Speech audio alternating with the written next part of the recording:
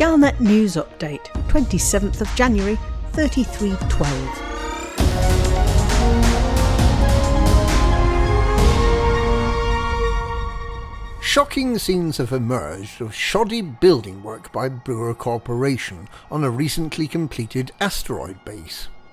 Hamm City, in Call 285 Sector CY-N B21-8, is a lengthy supercruise from the jump-in point, but that's no excuse for poor workmanship, according to system architect Commander Bagpiper.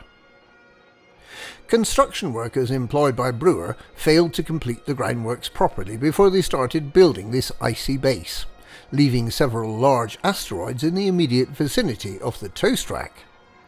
That's dangerous enough, but it's worse than that inside. Brewer has built the station around two huge spinning asteroids that totally block landing pad 40 and make approaching pads 37 and 45 extremely hazardous. The station has been described by the Orbital Traffic Controllers Union as a danger to shipping, following a string of incidents resulting in the loss of ships and their cargo. Galnet News Digest witnessed two ships, a Type 9 and a Type 7, being crushed by the inexorable power of these oversized ice cubes, with a little helping hand from the station defences, for whom a huge block of ice covering the landing pad is no excuse for loitering. It's bad enough during the present commissioning stage. Just think how deadly landing at Hamm City will get on Thursday, when the station spun up to create artificial gravity. It'll be like cinder blocks in a washing machine. Brewer has not acknowledged its mistake, and does not appear to be taking any steps to remove the asteroids from inside or outside the station. Commander Bagpiper is investigating whether the asteroids inside the base could be disposed of using a seismic charge launcher, but station administrators have been less than cooperative.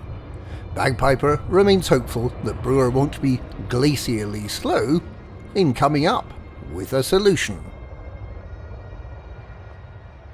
Having spent the weekend at the Monde de la Mort, the World of Death, in Spoi High XE-X D2-9, the Distant Worlds 3 expedition is moving on to an historic system on the other side of the galaxy. The presence of expedition fleet carriers in the system afforded many expedition members the luxury of a relatively risk-free visit to the planet of death. The Monde de la Mort, a fairly small, metal-rich planet, follows an elliptical orbit around a white dwarf star, passing through the jet cones well inside the star's exclusion zone.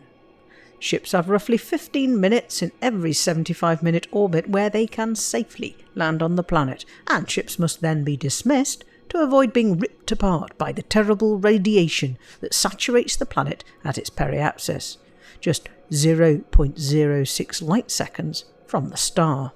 That's not much more than the distance between Great Britain and New Zealand.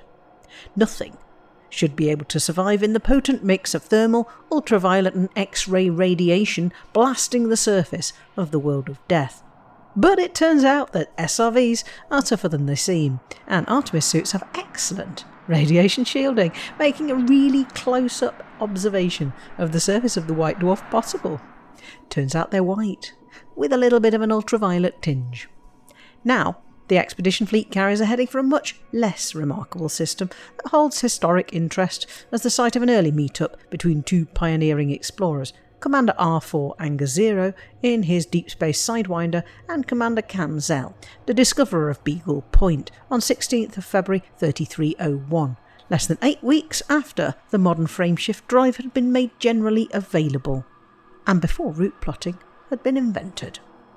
These were two of the earliest pioneers of deep space travel, and their meeting at what has become known as Rendezvous Point nearly 11 years ago is worth recognising.